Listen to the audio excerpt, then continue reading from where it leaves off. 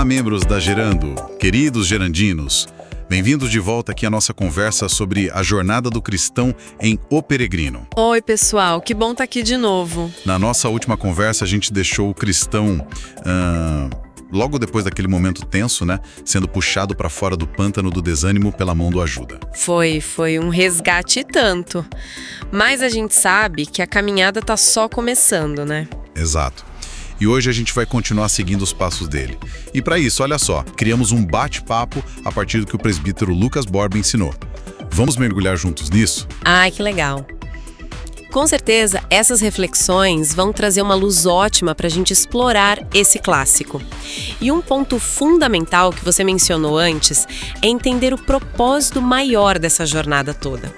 O resgate ali do pântano foi vital, claro, mas não é o fim da história. É verdade. Às vezes a gente pode cair na armadilha de pensar que a fé serve, tipo assim, só para resolver os problemas do dia a dia. Casamento, grana, emoções. Sim, e Deus se importa com tudo isso, óbvio. Mas o foco principal dele, da salvação, é algo bem mais profundo. Que seria? Resolver o problema central, o pecado.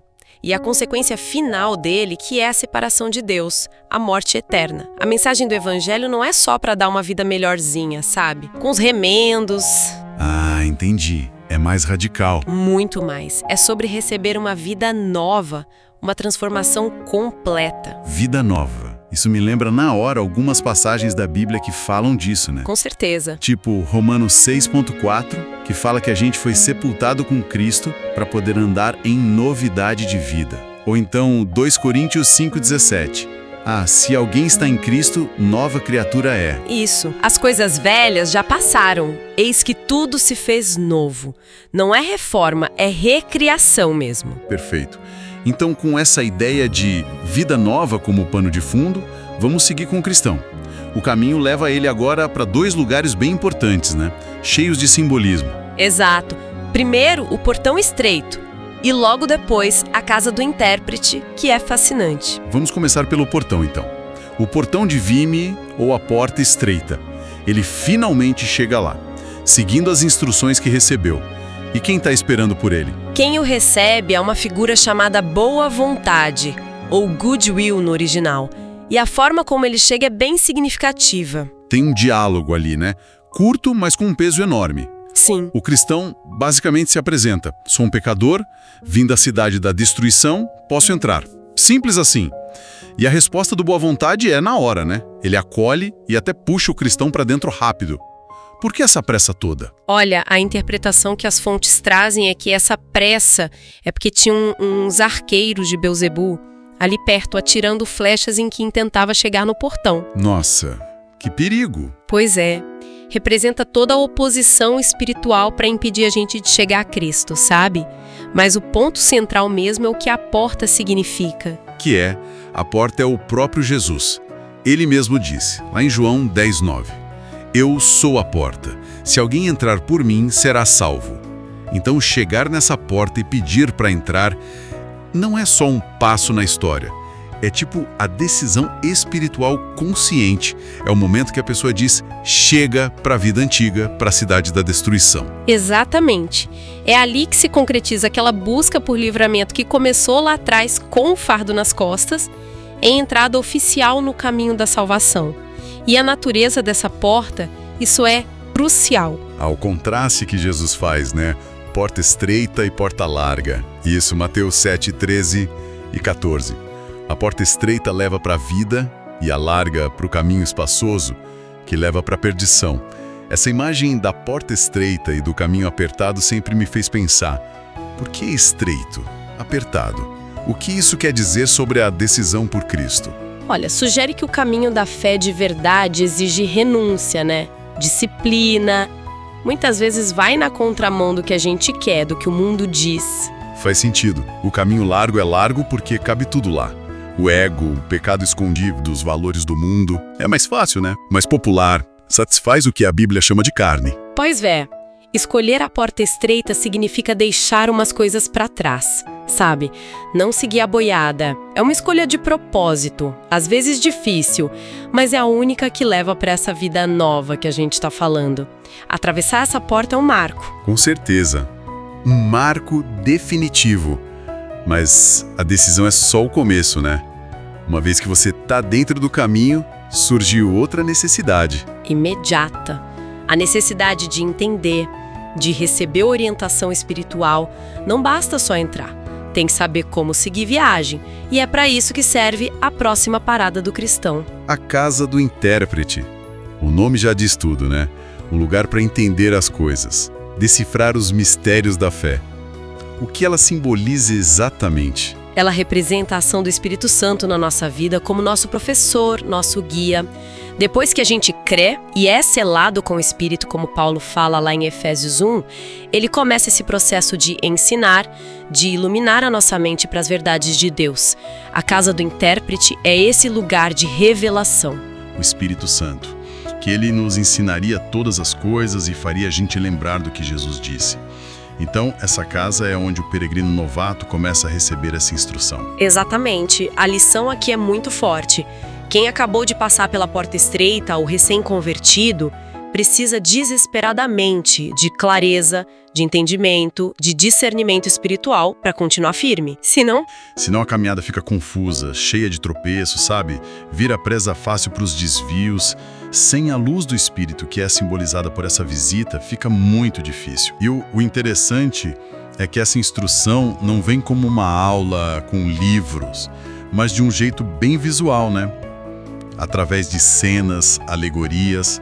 As fontes chamam de retratos espirituais, imagens que marcam. Qual é a primeira que ele vê? A primeira é impactante. O quarto cheio de poeira. Uma alegoria riquíssima. O cristão vê um quarto, que representa o coração da gente, e esse quarto tá, nossa, coberto de poeira. grossa, que simboliza o pecado, né? O original e o que a gente acumula. E aí alguém tenta limpar, mas dá ruim no começo, certo? Isso. Primeiro entra um homem com uma vassoura e começa a varrer. A intenção parece boa, mas levanta tanta poeira que não dá para respirar. O cristão fica sufocado. Essa vassoura, o intérprete explica, é a lei de Moisés. Ah, entendi a imagem. A lei, quando a gente tenta cumprir na força do braço, ela mostra o tamanho da sujeira, quanta poeira tem no coração. Ela escancara o pecado, mas sozinha não consegue tirar ele dali. Tentar limpar com a lei só agita o problema e deixa a gente sufocado, consciente do quanto a gente é impuro. Perfeito. A lei faz o diagnóstico, mas não traz a cura. Só que a cena não acaba aí, felizmente. Depois do homem da vassoura, entra uma moça, uma donzela, com um vaso de água. E em vez de varrer, ela borrifa a água com cuidado pelo quarto todo. E a água faz a poeira baixar, né? Aí sim dá para limpar sem sufocar. Essa água representa o quê, então? A água é o Evangelho, a graça de Jesus. A interpretação fica clara. A lei só expõe e agita o pecado, mas é o Evangelho que tem o poder de limpar de verdade o coração. A água da graça assenta a poeira, permite a limpeza real por dentro. É uma lição fundamental sobre ser justificado pela fé e não por tentar cumprir a lei. Nossa, que contraste. Poderoso mesmo. Depois dessa lição sobre como o coração é limpo, qual é a próxima cena? Parece que cada uma pega um ponto diferente da vida espiritual. Sim, a próxima foca nas nossas prioridades, na nossa perspectiva de vida. É o quarto da paixão e da paciência. O cristão vê duas figuras, talvez duas crianças, bem diferentes uma da outra. Uma se chama paixão. Paixão. O nome já sugere intensidade, desejo forte, né? O que ela faz? A paixão tá lá impaciente, querendo tudo para agora. Todos os tesouros, os prazeres, as coisas boas deste mundo. Ela até recebe um monte de coisa legal, mas gasta tudo rapidinho e logo fica sem nada, frustrada. Um retrato bem fiel da busca pela gratificação imediata, né? Pelas coisas que a gente vê e pega aqui. E a outra figura? Ela tá calma, tranquila, disposta a esperar. A paixão até tira sarro dela, mas a paciência sabe que as recompensas dela, as melhores, os tesouros de verdade que duram, vão vir no futuro, na eternidade. Isso me lembra muito o que o apóstolo Paulo fala lá em 2 Coríntios 4,18, para a gente fixar os olhos não no que se vê, que é passageiro, mas no que não se vê, que é eterno. É uma lição sobre onde a gente coloca o nosso valor, nossa esperança. Exatamente isso. É um convite para a gente se perguntar sempre: tô vivendo mais como a paixão, correndo atrás do agora, do terreno, ou como a paciência, com o olho na eternidade, investindo no que dura? Onde está o nosso tesouro, né? Depois dessa reflexão sobre tempo e eternidade, a próxima cena fala sobre a perseverança da fé, o fogo contra a parede. Um fogo contra a parede, me conta essa imagem. O cristão vê um fogo queimando forte numa parede. Aí do lado tem uma figura meio sinistra, que é o diabo, jogando água sem parar nas chamas, tentando apagar. Parece uma luta perdida pro fogo, sabe? Imagino, mas deve ter um plot twist aí, né? Algo que ele não vê de cara. Tem sim. O intérprete leva o cristão pro outro lado da parede. E lá, escondido do inimigo, tá o próprio Cristo. E o que ele tá fazendo? Alimentando o fogo sem parar com óleo. O fogo é a obra da graça de Deus no coração da gente. Nossa, que imagem forte sobre a nossa vida espiritual. Quer dizer que a nossa fé está sempre sob ataque. Tem forças tentando apagar essa chama. Mas o motivo dela não se apagar não é a nossa força. De jeito nenhum. Mas é a ação de Cristo contínua, às vezes escondida, sustentando a gente com a graça dele, que é o óleo. É uma imagem que traz muito consolo, né? E chama a gente para confiar. Mesmo quando a gente sente a pressão, as dúvidas, os ataques, tentando jogar água na nossa fé, Cristo está lá, do outro lado, garantindo que a chama não se apague. E aí vem a reflexão que a fonte sugere. Quantas vezes a gente, talvez por não perceber essa ação escondida de Cristo, quase deixa o fogo apagar? Por desânimo, por falta de vigiar. Essa questão da vigilância me lembra na hora a parábola das 10 virgens. A importância de ter o azeite, a presença do Espírito, para manter a lamparina acesa. É um alerta forte. E as outras cenas? Sei que tem mais algumas, né? Tem sim, e servem mais como avisos bem sérios. Uma delas é a do homem na jaula de ferro. A fonte até menciona que essa cena é um aviso bem pesado sobre a apostasia, né? Sobre abandonar a fé de propósito, depois de ter conhecido a verdade. É um retrato bem sombrio das consequências de virar as costas para Deus deliberadamente. É um quadro bem perturbador mesmo. Mostra como é sério rejeitar a graça de Deus depois de ter provado ela. E por último, o intérprete mostra para o cristão a cena do homem que sonha com o arrebatamento. Ué, mas qual o problema de sonhar com o arrebatamento, com o dia do juízo?